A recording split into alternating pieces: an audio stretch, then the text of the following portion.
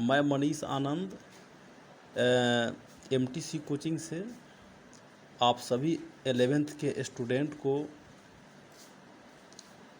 हार्दिक शुभकामना देता हूं कि आप लोग 11th में आए हैं और मैं आप लोगों के लिए कुछ अपने माध्यम से बताना चाहता हूं, जिसमें मैं ट्रिगोनोमेट्री के बारे में आज आपको पढ़ा रहा हूं। इससे पहले मैंने सेट थ्योरी पढ़ाई थी, जिसे सब्सक्राइब कर काफ़ी स्टूडेंट्स लाभान्वित हुए थे। और आज ये ट्रिगोनोमेट्री का मैं क्लास आप लोगों के लिए कर रहा हूँ। देखिएगा इसे। सबसे पहले हम लोग जानते हैं कि आखिर ये ट्रिगोनोमेट्री है क्या। ये जो ट्रिगोनोमेट्री है ये है क्या, ट्रिगोनोमेट्री ये है क्या। एक्चुअली में हम लोगों को पहले ये जानना ज़रूरी है कि ट्रिगोनोमेट्री है क्या। तो ध्यान से समझिएगा, यहाँ पे जो हम लोग मैट्रिक में पढ़े थे उसको एक बार ध्यान दीजिएगा। जैसे मान लिया जाए, ये तो आप जानते हैं, ये जो है इसको हम लोग बोलते हैं इसका वर्टिकल लाइन। ये वर्टिकल लाइन है और ये हो गया हॉरिजॉन्टल लाइन। इसका हॉरिजॉन्टल लाइन जिसको हम लोग कहते थे परपेंडिकुलर, इसका दूसरा नाम है परपेंडिकुलर,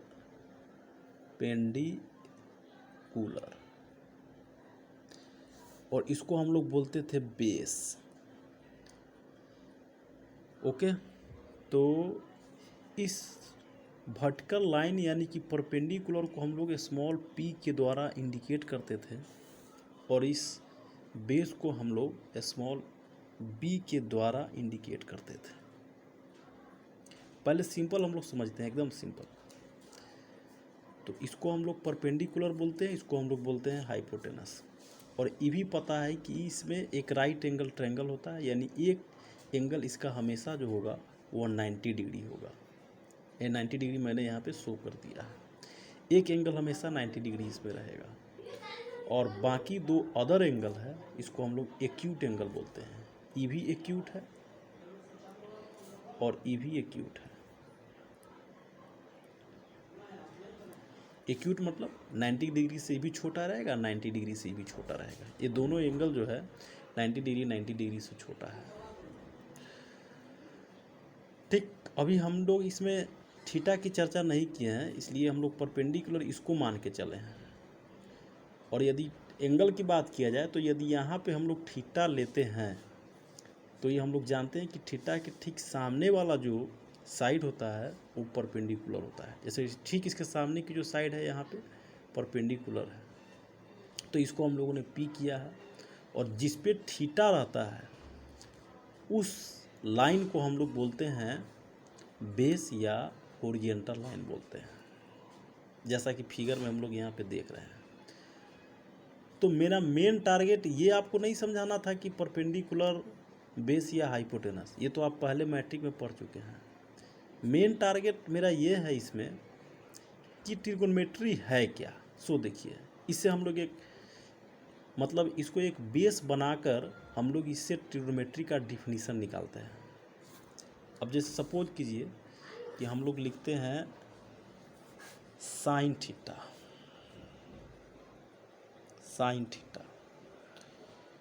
तो साइन थीटा बराबर हम लोग क्या लिखते हैं, p/h लिखते हैं। तो यहाँ पे थीटा क्या है, थीटा एंगल है, p क्या है, साइड है ट्रायंगल का, h क्या है, साइड है, और ये क्या है, ये ट्रिगोनोमेट्रिकल फंक्शन है। इसको हम लोग क्या बोलते हैं, ट्रिगोनोमेट्रिकल फंक्शन बोलते हैं इसको हम लोग। ये ट्रिगोनोमेट्रिकल फंक्शन है। तो ये ट्रिगोनोमेट्रिकल फंक्शन क्या किया, इस एंगल और इस साइड के बीच एक रिलेशन बनाया। क्या बनाया, एक रिलेशन। तो निकल गया ट्रिगोनोमेट्री का डिफिनीशन, यानी कि जो एंगल और साइड के बीच रिलेशन को दिखाता है उसको हम लोग ट्रिगोनोमेट्री कहते हैं। अब इसका डिफिनीशन हम लोग ऐसे लिख सकते हैं इस आधार पर, trigonometry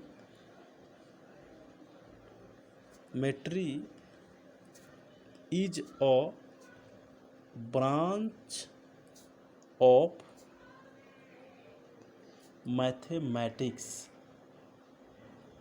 mathematics that deals relation with sides and angles। जो भुजा और कोण के बीच संबंध को दर्शाता है उसको हम लोग क्या कहते हैं, ट्रिगोनोमेट्री कहते हैं। क्लियर हो गया। वैसे ट्रिगोनोमेट्री है क्या, थोड़ा इसका एक्सप्लेनेशन फिर देखिए। ट्रिगोनोमेट्री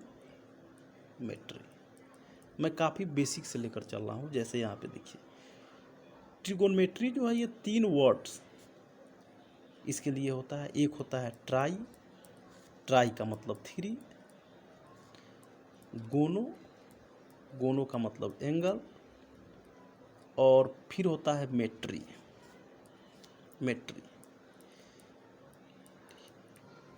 बोले तो measurement.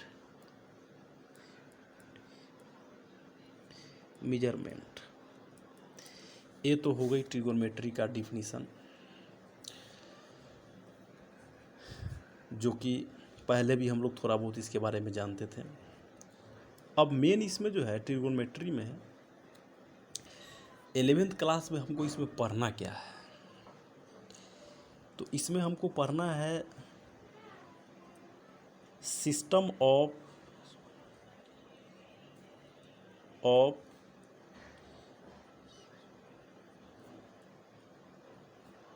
Of measuring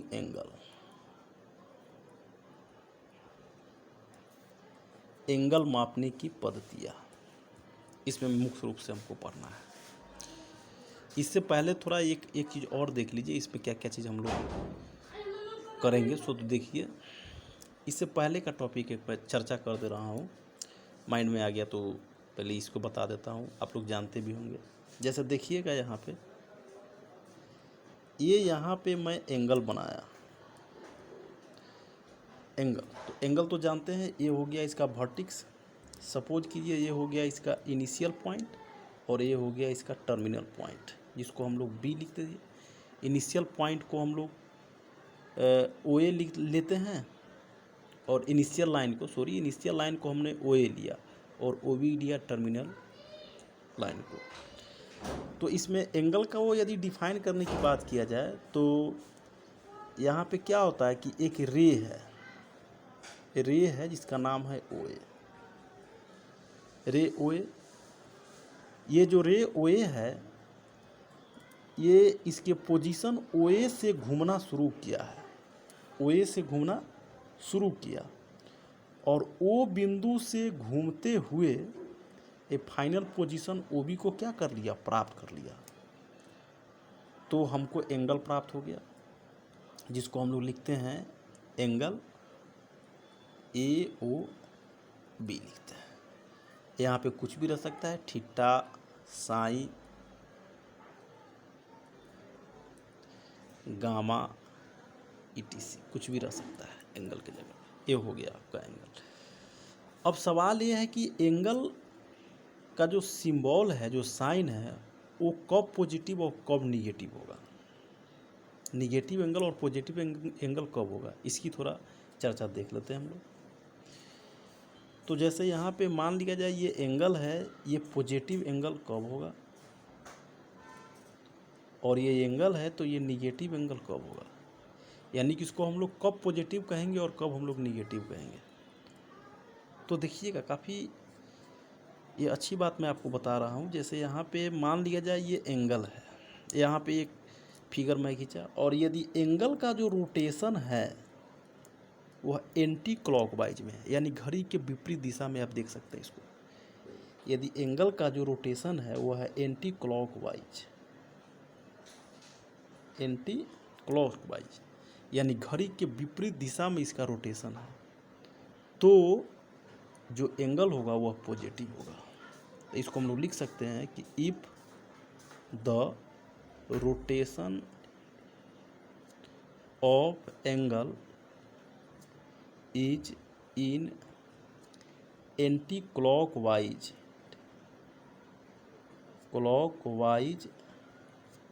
direction, if the rotation of angle is in anti-clockwise direction, then the angle will be positive angle,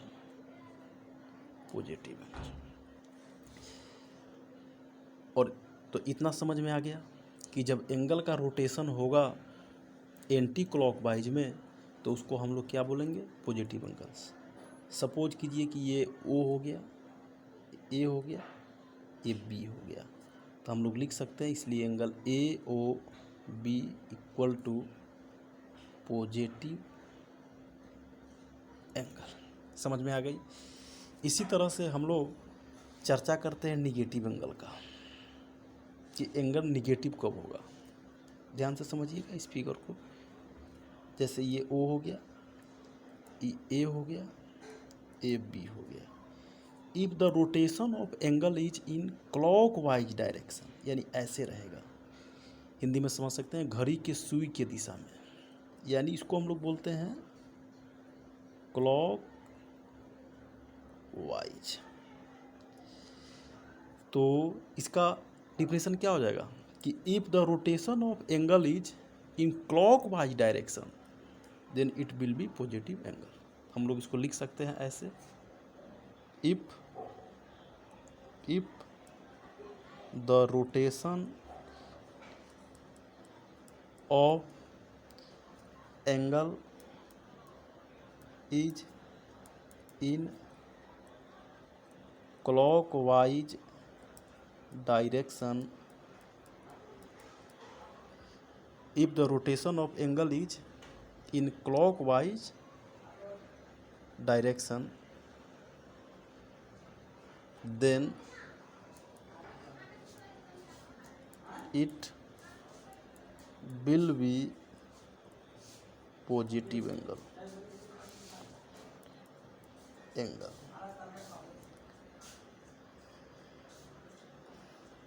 और here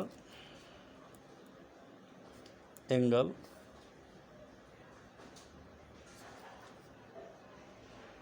A O B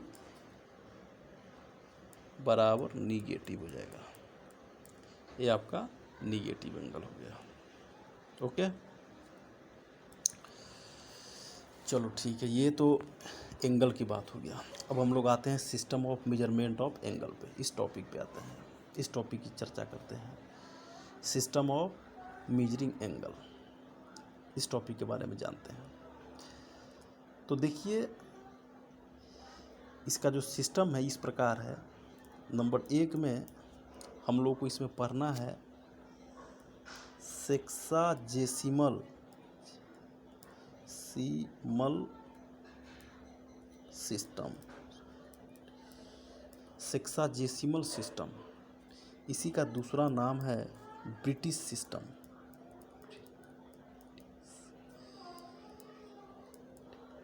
British system, इसमें क्या होता है कि वन राइट एंगल यानी कि एक समकोण बराबर होता है 90 डिग्री, 1 डिग्री, यानी इसको हम लोग डिग्री बोलते हैं, और 1 डिग्री का मतलब होता है 60 मिनट। यहाँ पे हाइफन दिया गया है, 1 हाइफन का मतलब होता है मिनट, और 1 मिनट का मतलब होता है 60 सेकेंड, यानी कि डबल हाइफन है, इसको हम लोग सेकेंड पढ़ते हैं 60 सेकेंड। ये तो था सेक्साजेसिमल सिस्टम। दूसरा आपको इसमें पढ़ना है सेंटीसीमल सिस्टम। सेंटीसीमल सिस्टम, सेंटीसीमल सिस्टम हम लोग इसको बोलते हैं। इसमें जिस तरह से इसमें हम लोग देखे थे कि 1 राइट एंगल का मतलब 90 डिग्री हुआ था, इसमें 1 राइट एंगल का मतलब हो जाएगा 100 ग्रेड। ग्रेड इसमें होता है, और 1 ग्रेड का मतलब इसमें हो गया 100 मिनट। एक हाइफन का मतलब 100 मिनट, इसको हम लोग पढ़ते हैं।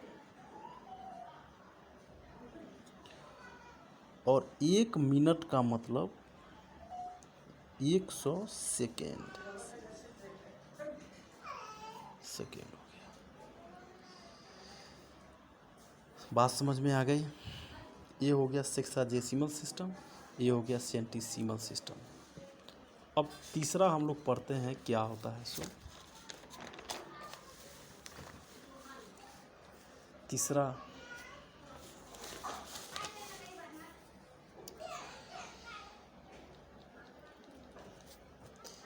जो है जिसको हम लोग पढ़ते हैं सर्कुलर सिस्टम।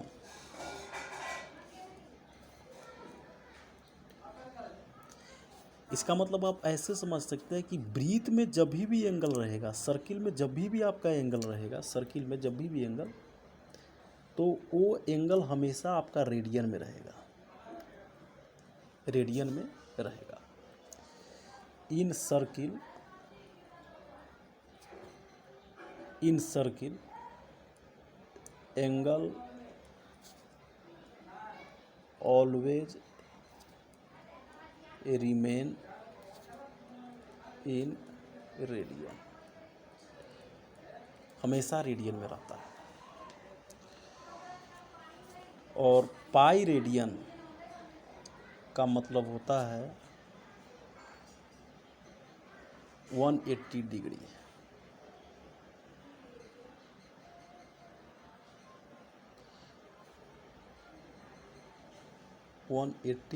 डिग्री होता है, 180 डिग्री होता है। ये फॉर्मूला हो गया आपका एक, कि पाई रेडियन बराबर 180 डिग्री।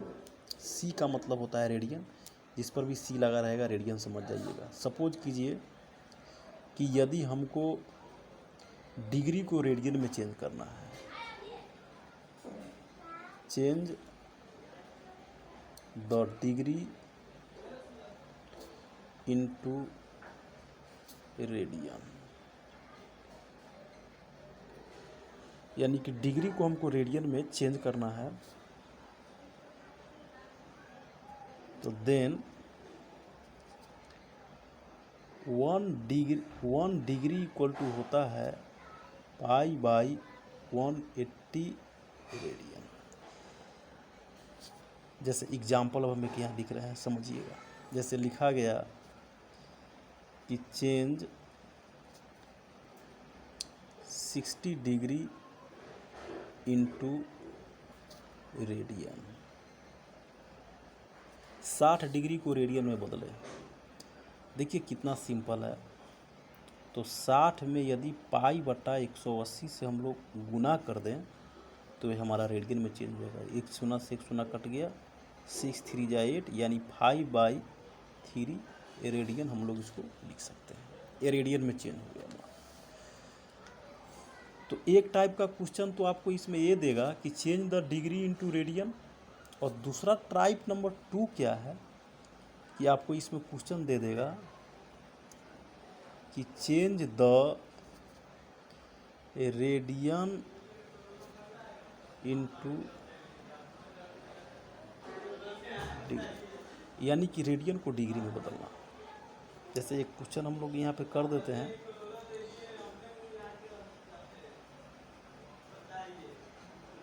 सपोज कीजिए कि आपको जो है मतलब 57 रेडियन को आपको डिग्री में चेंज करना है, तो 57 गुने 180 अब बटा कर देंगे पाई। अब इसको सॉल्व करते हैं। 57 के 57 गुने 180 और पाई के मान कितना होता है 22/7। अब ये हो गया 57 इंटू 180 इंटू 7/22। डिवाइड करते हैं, इसको काट देते हैं तो 2 से कटेगा 11 और ये हो गया 90, यानी 57 गुने 630, 90 में गुना कर दिए 7 से बटा 11। अब 57 में 63 से गुना कर लेते हैं, देखते हैं फिर क्या आता है।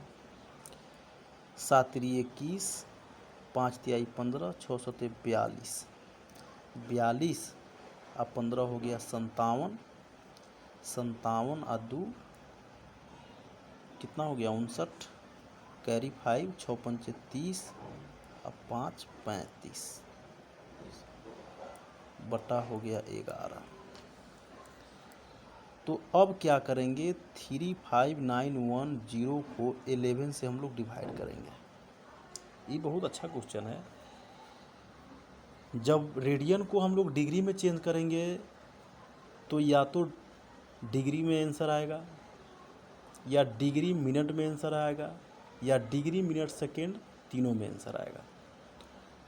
और इसको निकालने के लिए हमको इससे भाग करना पड़ेगा। जैसे देखिए अभी करते हैं, जैसे 3 से किए तो 33 हो गया, फिर यहाँ 11 दूनी 22 हो गया, 1 हो गया, 11 6 66 हो गया, 0 हो गया, फिर 11 चौकी 44 हो गया 6। तो अब यहाँ देखिएगा भाग देने के बाद हमारा यहाँ पे आ गया 3264 डिग्री, ये इतना आया। अब यहाँ देखिए रिमाइंडर कितना बचा 6, तो 6 बटा और जितना से भाग दिए थे 11 से भाग दिए थे, यानी डिवाइजर ये था 11, और घंटा को मिनट में बदलने के लिए उसको हम 60 से क्या करेंगे गुना कर देंगे। तो अब ये कितना हो जाएगा यहाँ पे 600 छचा 36 यानी कि 360 हो गया। फिर इसमें 11 से भाग कीजिए, 11 तिहाई 33, 11 दूनी 22, अब तो नहीं कटेगा, तो ये आ गया 32 मिनट। फिर रिमाइंडर यहाँ पे बच गया 8/11, फिर मिनट को सेकेंड में बदलने के लिए 60 से गुना, फिर हो गया ये कितना 480। इस 480 में हम लोग डिवाइड करेंगे कितना से 11 से, 11 4 44, 11 तिहाई 33 कट गया। अब इसके बाद रिमाइंडर बचे या नहीं बचे उससे मतलब नहीं है, अब सीधा यहाँ लिख देंगे 43 सेकेंड, यानी कि जो इसका फाइनल रिजल्ट आया वो आ गया इतना, कितना 3264 डिग्री 32 मिनट और 43 सेकेंड। तो इस तरह से बहुत सारे क्वेश्चंस आपको देंगे। एनसीईआरटी की बुक से आप अब क्वेश्चन बना सकते हैं, जिसमें पहले ही एक्सरसाइज में ट्रिगोनोमेट्री का दिया गया है कि change the radian into degree या डिग्री इनटू रेडियन। तो जितने भी क्वेश्चंस है उसको आप सॉल्व कर लेंगे। कहीं कहीं पे देखिए एक टाइप का ऐसा क्वेश्चन देगा, मैं इसी भी चर्चा कर दे रहा हूँ।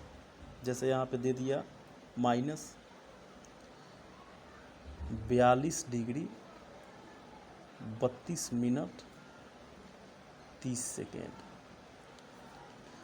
अब इस क्वेश्चन को कहा कि चेंज इनटू रेडियन में बदले। तो यहाँ माइनस से घबराना नहीं है। पहले हम लोग सिंपल क्या लिखेंगे 42 + 32 बटा एगो हाइफन है तो एगो 60 नीचा प्लस 30/2 हाइफन है तो 60 × 60। और इस टोटल को रेडियन में बदलना है तो गुना कर देंगे π/180 डिग्री और शुरू में लगा देंगे माइनस, जो कि गिवन डेट था। अब इसको हम लोग सॉल्व करेंगे। जैसे इसको सॉल्व किए हम लोग तो इसका एलसीएम आ गया 3600। अब 42 × 3600 प्लस इसमें किए तो 32 × 60 और इसमें हो जाएगा +30 गुने π/180 डिग्री और माइनस तो लगा ही रहेगा। अब इसको गुना करके सॉल्व कर लीजिएगा, वही आपका रिजल्ट हो जाएगा। तो इस तरह से ये ट्रिगोनोमेट्री के इंट्रोडक्शन के साथ साथ हम एनसीईआरटी का जो ट्रिगोनोमेट्री का पहला एक्सरसाइज है उसका बहुत सारा क्वेश्चंस आपको इससे बन जाएगा। अब हम इसके बाद एक थ्योरम सिद्ध करने जा रहे हैं, जिसमें हम लोग ये पढ़ेंगे कि थीटा जो है, एंगल जो है, एक कैसे कांस्टेंट है। Radian is a constant angle. हम लोग इसमें पढ़ते हैं, इस थ्योरम के बारे में देखेंगे। इस थ्योरम को यहाँ पे मैं इसको सॉल्व कर रहा हूँ, जिससे बहुत सारा हिसाब बनता है। प्रूव डैट, जैसे क्वेश्चन कहा गया, आपका थ्योरम है ये, प्रूव डैट